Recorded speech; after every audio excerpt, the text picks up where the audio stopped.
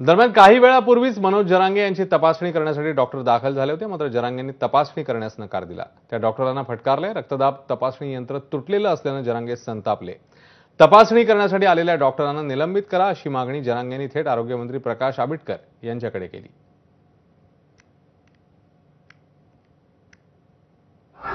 BP check करायचं machine आणलं, BP check करायचं मशीनला चिरकळ्या बांधलेल्या, ती मावशी येणे हवा भरी ती आणि त्यात हवाच बसा।